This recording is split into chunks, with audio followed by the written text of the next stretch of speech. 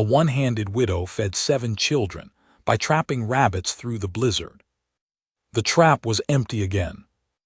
I stood there in the gray before sunrise, snow up past my boot tops, and I looked at the bare iron jaw of the thing and felt nothing. 3 days running. I'd set the line wrong, or the rabbits had moved, or the cold had finally killed every warm-blooded creature in the valley except me, and sometimes I wished it would finish the job. That's the honest truth of where I was. 49 years old, frost in my beard, standing in a dead man's trap line I'd bought off his widow for a price that shamed me the minute I paid it. $8. That's what I gave her. $8 for 60 traps and the hand-drawn map her husband had made on the back of a flour sack, and she'd taken the money without flinching and fed her children on it for 2 weeks, and I hadn't thought about her once after that. I was too busy not dying. That winter was the kind that doesn't announce itself. It doesn't come in from the north with howling and warning. It just sits down on you one morning like a stone and doesn't move. The Bitterroot was frozen solid by mid-November. The snow that fell stayed. By December it was up to the fence posts and still coming, and the wind off the mountain had a sound in it I'd never heard before, not a moan, more like a long, steady exhalation, like something enormous breathing out. I'd come to that country the previous spring with 2 mules and a load of bad decisions behind me. I won't go into all of it. A man gets to a certain age and the failures start stacking up, and you can either stand there counting them or you can move. I moved, headed northwest until the country thinned out and the other men thinned out with it, found a trapper's cabin set back in a stand of lodgepole pine above a frozen creek, traded a month of labor to the man who built it for the right to winter there. He moved on before the first snow and left me his stove and a tin of lard and a can of coffee beans, and that was that. The trap line I bought stretched south along the creek for 3 miles, then hooked east up a drainage toward a ridge where the willows grew thick. Prime territory in a good year, the widow had told me. Her husband, a Swede named Carlson, had run it for 6 seasons and done well. I believed her. The map was careful, every set marked with a small X and a note about what to bait with. The man had known what he was doing. But that winter wasn't a good year. By the end of January, I was on half rations, and the half rations were mostly cornmeal. I had a side of salt pork I was rationing out 1 slice per day, frying it in the lard until the fat ran clear, and then soaking the cornmeal in the drippings and calling that a meal. My coffee was gone. I was melting snow for water. I had a book, 1 book, a history of the Roman Republic I'd found wedged under the floorboard, and I'd read it 4 times and started a 5th. The Romans built their empire on discipline, and I was losing mine to a blizzard and a pile of empty traps, and there was a particular kind of irony in that I didn't find amusing. Somewhere in the 2nd week of February, I stopped going to the southern end of the line. Too far, I told myself. Burning more than I'm taking in. But that wasn't all of it. The truth was that somewhere around there the trail passed within a 1/4 mile of the Carlson claim, and I didn't want to see it. She had 7 children. I knew that. Her husband had died in October, a kick from a horse that broke 3 ribs and sent a piece of one of them into a lung, and he'd lasted 9 days. That was the story in Bittner's store when I'd passed through in November. A woman alone with 7 children, oldest maybe 14, youngest still nursing. People in town were talking about what she'd do, where she'd go, whether she had family somewhere that would take her in. Nobody seemed inclined to do much about it themselves. That's the other truth. There were 8 families within 10 miles of that claim, and not one of them had ridden out to check on her by the time the first hard snow fell. I knew because I'd asked, the one time I went back to town for supplies. I'd asked and gotten the same look from 3 different men, a look that said it was unfortunate but not their problem, and I'd taken my supplies and come back to the cabin and not thought too hard about what that meant about me, since I hadn't ridden out either. The trap was empty. I stood there in the gray and the cold, and I did the arithmetic. I'd been 3 weeks on half rations. My legs ached when I stood from cold and maybe from something else. My hands, even in the elk-hide mitts, had taken on a feeling I didn't like, a deep cold that didn't go away when I came in by the stove. I was losing ground. Slow, but steady. And there was nobody coming. I had made sure of that by coming here to this particular country in this particular season. I went south.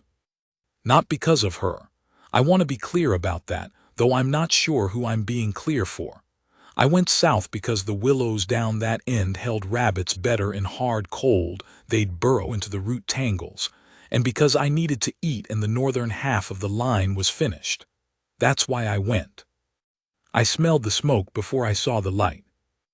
It was mid-morning by then, overcast, the kind of flat white light that makes distances lie to you.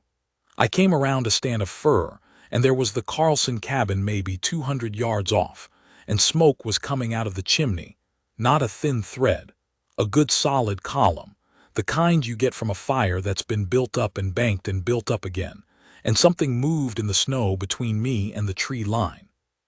I stopped. It was a child, a boy, maybe 10 or 11, moving through the snow in a pattern I recognized. He was running a trap line. Short line, maybe 8 sets close in, and he was going from one to the next with a specific economy, no wasted steps, no looking around, just moving. He got to the 4th set and stopped and bent down, and when he straightened up, he had a rabbit by the back legs. He didn't make a sound, no celebration. He just held the animal away from his body so the blood wouldn't get on his coat, and he moved on to the next set. I stood there and watched him run all 8 traps, 3 rabbits total. He reset the empty ones with a care that told me somebody had taught him how, proper positioning, the trigger set right, the bait tucked exactly so. When he finished, he turned back toward the cabin, and that's when he saw me. He stopped dead. We looked at each other across maybe 60 feet of snow. He was wearing a coat that was 2 sizes too large, his father's, I figured, and a knit hat pulled down over his ears. He had the 3 rabbits in one hand, and his other hand was in his pocket, and I had no doubt there was something in that pocket. I raised one hand, slowly. He looked at me for another moment, then he turned and ran for the cabin. I should have kept going. I had my own traps to check. I turned east toward the drainage, and I'd gone maybe 40 steps when I heard the cabin door open, and I stopped again, and I don't know why. She came out of that cabin like she owned the ground it sat on. That's the only way I can put it. She didn't hurry. She walked through the knee-deep snow in a straight line toward me, and she was carrying a long rifle in the crook of what I can only describe as a wrist, because her left arm ended just below the elbow, wrapped in a leather cuff that was stitched up the side with rawhide, and she held that rifle steady against her body with the stump of it while her right hand held the barrel. She stopped at about 30 feet. She was maybe 35, though hardship puts years on a face that aren't really there. Dark hair, mostly covered. She had the look of a woman who had made a decision about something before she came out and was not going to revisit it. "You're the trapper," she said. "You bought Eric's line." "I did." "How's it running for you?" Straight question. No anger in it, just the question. "Poorly," I said. She looked at me, took in the weight I'd lost, maybe, the look of a man who's been fighting a battle quietly and losing it by inches. "The rabbits moved," she said. "In January, they moved up the east drainage about half a mile. There's a place where the willows bunch up against an old deadfall. That's where Eric ran his January line." She paused. "I'd have sent word, but I don't know your name." "Holt," I said. "Daniel Holt." She nodded. "Marta Carlson." She didn't extend a hand, the rifle was in the way, and we both knew the road to that greeting was complicated, and I nodded back. She looked at me for another moment, then she said, "Come in and eat something." I started to refuse. I don't know what stopped me, not politeness. I wasn't in the habit of it that winter. Maybe just that the word eat hit me somewhere below the level of pride, and the rest of me followed. "I don't need feeding," I said. "I didn't say you needed it," she said. "I said come in and eat something." There's a difference. I knew it and she knew I knew it. I followed her in. The cabin was warm in a way my cabin had stopped being. Not just temperature, there was a quality to it. 7 children generate a particular kind of warmth, part body heat and part noise, and part the smell of things being cooked and worn and lived in. They were arranged around the space in various configurations of work. The oldest girl, maybe 14, was at the table doing something with a needle and thread. 2 younger boys were feeding kindling to the stove in small, careful pieces. A girl of maybe 8 sat on a pallet nursing something I couldn't identify at first, and then realized was a baby goat, a kid, wrapped in flannel. The 2 middle boys were the ones who'd been with their brother on the trap line.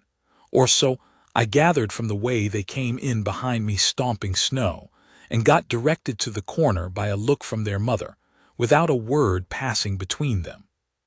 The boy from the trap line, Jonas, I'd learned stood to the side and watched me sit down at the table. There was soup. I don't know exactly what was in it, broth of some kind, vegetables I couldn't name, something that might have been rabbit or might have been something else. But it was hot and it was real, and she set a bowl in front of me and a heel of bread beside it and went back to the stove without ceremony. I ate. Nobody talked to me. The children worked or watched in a way that told me they'd seen enough hard things that a strange, gaunt man at their table wasn't particularly alarming. The oldest girl finished her mending and started on another piece. Jonas sat near the door with his hand still in his coat pocket until his mother said his name once and he took his hand out. When I finished, she took the bowl and put more in it without asking. I ate that too. The deadfall, I said when she came back to the table to sit across from me. She was eating herself now and slowly, and I understood that she'd been saving her portion until her children were fed. Is it marked on the map, Eric's map? It wouldn't be, she said. He only found it the last January he was alive. He was going to add it, but she stopped. Not grief exactly, just the flat fact of a thing. He didn't get to it. You can show me on the flour sack. I can take you.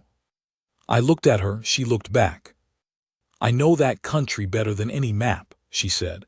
I've been running the trap since November. That settled something in me, or unsettled it, both maybe. In this weather, I said. The children need to eat. 4 words. No complaint in them, no performance of hardship. Just the logic of the situation stated plainly. The children needed to eat and she was the one who could feed them, so she'd fed them, and 1 arm or 2 arms or 10 arms, the rabbits didn't care, the cold didn't care, and neither did she. I sat with that for a minute. Your line's set wrong, I said. The boy Jonas, he's setting the trigger too light. In this cold the mechanism contracts. You need to allow for it or a squirrel sets it off. She was quiet for a moment, then she said, show him. So the next morning I came back. I want to be accurate about that week because it matters, and I'm not a man who prettifies things. I came back to show the boy how to set a trigger in cold weather. That was all. I showed him, and while I was there I rechecked the existing sets and repositioned 2 that were in spots the rabbits had moved away from. And then Marta took me up the drainage to where the deadfall was. And it was everything Eric had known it would be, 3 rabbits in 4 sets, that first day. We split them. Without discussing it, we just did. 2 to her, 1 to me. She didn't offer and I didn't ask. It was just the obvious arrangement given the arithmetic of mouths. I came back the next day because the sets needed checking. The day after that I brought cornmeal, most of what I had left, because they were lower than I was, and I had the means to resupply when the weather broke, and she did not. She took it, not easily and not with thanks, not the way you'd thank someone for a gift. She took it the way you take something that's owed, with a nod and a putting away of the thing and a returning to the work of the day. I respected that more than I can say. I've had people thank me for things in ways that made me feel like I was buying something, and I've had people take what I offered like it diminished them, and she did neither. She just took it because her children needed it, and she wasn't going to let pride stand between them and the cornmeal. We fell into a pattern without agreeing to one. I'd arrive at first light. Jonas and I would run the close in line and reset. Then Marta and I would go up to the deadfall while the oldest girl, Britta, minded the younger ones. We'd work 2 or 3 hours, depending on the cold. Then I'd go back to my cabin, and she'd go back to hers. She didn't ask about me, and I didn't volunteer. That suited us both. What I noticed, in the way you notice things when you're not looking directly at them, was how she moved. She'd had that arm, or not had it, I suppose, her whole life. The way the leather cuff was fitted told me it wasn't new, and she had built her way of being in the world around it so completely that you forgot it was a variation on a thing, and just saw the thing itself. She could reset a trap in the time it took me to do it with 2 hands. She carried the rifle with a fluency that made me understand she'd been carrying it since before her husband died, not after. She could butcher a rabbit one-handed in about 90 seconds with a knife she kept in a sheath on her right hip, and if you watched her do it, you didn't see what was absent, you only saw what was there. One afternoon in the second week, I was resetting a trigger that had frozen, and I heard a sound from the deadfall that wasn't wind and wasn't rabbit, and I had my rifle up before the thought finished forming, and she was already up and steady beside me with hers, both of us looking at the same shadow in the same willow tangle, and then a doe stepped out and looked at us and stepped back in. We stood there for a moment. "The shot was yours," she said. "Didn't take it." "Why?" "Doe," I said, "might be carrying." She looked at me, a long look measuring something. "Eric would have taken it," she said. "We were always low in February." "I know, and you might be right." I lowered the rifle. "But I don't like taking a chance I don't need to take when there's rabbit in the sets." She didn't say anything to that. We went back to work. But something shifted after that. I don't know how to name it exactly. She started talking more. Not about herself. She didn't do that, not directly, but about the country, about where the elk moved in a hard winter, and which draws held meltwater when the thaw came, and which were ice traps that would take a horse down to the knee. She knew it the way someone knows something they've studied out of necessity rather than love, though sometimes the two get confused. I learned her husband had come from Sweden at 22 with nothing, and built that claim from raw ground over 8 years, and that she'd come from Ohio with a family that hadn't wanted to keep her, a one-handed girl in a family that needed workers, and that she'd married Eric Carlson at 17 because he'd looked at her and seen a person rather than a problem, and that she'd loved him for that first and for everything else second. And she'd said all of this in about 4 sentences over the course of 2 mornings without any particular emphasis. The way you say things when they're just the facts of your life, and you've been living with them long enough that they don't hurt differently than anything else hurts. I didn't say much back. I wasn't in the habit of it, and she didn't seem to need it. What I did, one evening near the end of the second week, was come back after dark. That needs explaining. I'd gone to my cabin and stoked the stove and sat down with the Romans and read about the siege of some city I'd read about 4 times before, and I couldn't stay in it. I kept thinking about the baby goat in the flannel and whether it was going to live, because I knew what it meant if it did spring milk for 7 children, a buffer against the kind of winter they just come through. And I kept thinking about a thing Jonas had said that afternoon offhand, while we were resetting a trigger. He'd said, "Mama says if the traps stay good, we'll make it to the thaw." Just that. If the traps stay good, we'll make it to the thaw.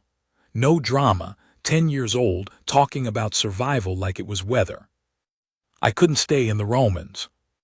I went back out. It was a clear night, which in that country in February meant it was brutally cold. The kind of cold that makes the snow squeak under your boots and turns your breath to a cloud that hangs around your head like a question. I had a 1/4 mile of frozen creek, and then the open ground to the cabin, and I did it in about 20 minutes, and I knocked on the door. She opened it. She wasn't alarmed, she'd heard me coming, and she just looked at me with that flat, waiting look she had. "I have a side of salt pork," I said. "Most of it, I want to leave it here." She looked at me. "I can resupply in March," I said. "You can't. You'll need it before March. I've got enough." That was not entirely true, and she probably knew it. She kept looking at me. "Why?" she said. Straight question. She was always straight. I thought about it. Not what to say, what was actually true. Why I'd come back out in the cold to a cabin I'd had no obligation to come back to. "Because Jonas said if the traps stay good you'd make it to the thaw," I said. "And the traps don't always stay good." She was quiet for a long moment. Long enough that I started to think she was going to refuse it, and I'd already decided that if she refused it I'd leave it on the step and go, and we'd see what she did with it in the morning. She didn't refuse it. She stepped back from the door. I came in and set the salt pork on the table, and the cabin was quiet because the children were asleep, most of them on pallets near the stove in a heap of blankets and coats and each other, and the only light was from the fire. And the baby goat was still in its flannel on the same pallet, and it was breathing. And I stood there in the warmth of all of it for a minute and felt something I hadn't felt in a long time. Not happiness exactly, more like the opposite of alone. Marta set 2 cups on the table. "I've been saving the coffee," she said. "Eric brought a pound in October and I've been saving it." She'd had real coffee for 4 months and been saving it. I sat down. She made it on the stove, proper, not boiled to death, and she poured 2 cups and sat across from me, and we drank it in the firelight while her 7 children slept. We didn't talk much, that was all right. At some point she said, "You came here to disappear." Not a question. I turned the cup in my hands. It was a good cup, ceramic, blue flowers on the rim from some other life. "More or less," I said. "It doesn't work." "No," I said, "it doesn't." She looked at the fire. "Eric disappeared into the work for 2 years after we lost a baby, first one, before Jonas. He disappeared into the work and I let him because I could see he needed to and because I had the same impulse and one of us had to keep going." She paused. I used to get angry about it. Then I understood it. I looked at her. "You understand it," I said. "I do now." There was something in that, in the way she said it, not an offering, not a reaching toward me, just a plain acknowledgement of something she'd seen, set down between us on the table like the cups, available to be picked up or left alone. I left it alone that night. I came back the next morning, and the next. We finished out February on the deadfall line, and the traps stayed good, not great, not every set yielding, but enough. And Jonas learned to set a trigger and learned to bait for the cold weather patterns and learned 3 or 4 other things I taught him without making a lesson out of them. And Britta fed the baby goat through to March, and the thing lived, which was the first piece of real luck I'd seen in that country. The thaw came in stages, the way it does in the mountains, a week of warmth, then a hard freeze, then warmth again, the creek groaning under the ice, the snow pulling back from the south-facing slopes first and leaving exposed brown earth that smelled like the beginning of something. I'd been going to leave when it opened up. That had been the plan, or what passed for a plan, wait out the winter and then move again, further north or back south, somewhere new, the same nothing in a different direction. I'd been going to leave and I didn't. I'm not sure when I decided. I don't think there was a single moment. There was a morning in the first real week of March when the creek broke, and the sound of it, water moving again after months of silence, came through the trees, and I was on the Carlson side of the creek helping Jonas notch a replacement log for a corner of the corral that had heaved in the cold, and the sound of that water hit me somewhere below the breastbone, and I looked up, and Marta was standing at the cabin door looking out at the valley going green at the edges. And she turned and saw me looking at her, and she held my eyes for a moment. Just a moment. Then she went back inside to start the breakfast. I went back to the log. But I stayed. That spring, I put in a kitchen garden between the two claims and worked both properties. And in the summer, I expanded the corral and built a second one for the goat, and the two new kids it threw in May. Marta did not ask me to do any of it, and I did not explain why I was doing it. We had moved, the two of us, into a kind of working partnership that the children had accepted without comment, the way children accept arrangements that feed them and keep them warm. There was a night in July, warm, the first real warmth after that hard winter, when we sat on the step of the Carlson cabin after the children were down and listened to the creek and didn't say much. And at some point her hand found mine in the dark and just stayed there, and I held it. That was all. She just let her hand stay in mine, and I held it. I had been a man who other men had stopped seeing. Not through any dramatic story, no single betrayal or great failure, just the slow accumulation of a life that hadn't added up to much by the measure most men keep, and the gradual conviction that I'd had my chances and spent them, and that what was left was the going through of it until it was done. I'd been so sure of that by February that I'd stopped being able to tell if it was a conclusion or a wish.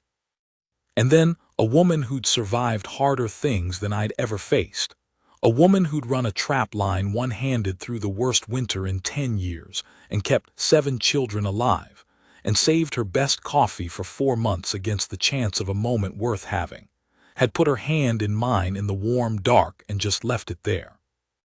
Not because she needed me to save her, not because I'd swept in and fixed anything, because she'd seen something in me worth sitting next to in the quiet. That's the thing about a woman like that. She doesn't give freely what she doesn't mean. Every choice she makes is load-bearing. She'd made hers and she'd made it plain, and sitting there with her hand in mine, I felt something I can only call the return of something. Like a tool you set down years ago and forgot you'd set down, and then you pick it up again, and the weight of it in your hand is exactly right. I didn't say any of that. Men don't, mostly. I just held her hand and listened to the creek, and the night was warm, and somewhere in the corral the goat made a sound and one of the kids answered it, and that was all there was, and it was enough. More than enough. That winter tried to kill me, and I let it try. And the thing that pulled me back wasn't any grand decision or turning of a page. It was a one-handed widow with 7 children who ran her trap line every morning and saved her coffee and told me straight things and put her hand in mine when the time came. I stayed. I'm still here. The creek's running high this spring, which means a good summer, which means feed for the animals and water for the garden and one less thing to worry about. Jonas is 14 now and running the full line himself. The little one, the baby when I first came, a girl named Ingrid, toddles around behind her brothers and calls me by a word that isn't my name but means something close to it. I let her. Some mornings I stand at the edge of the property and look out at the valley and think about all the directions I could have gone from here, all the different nothings I could have disappeared into.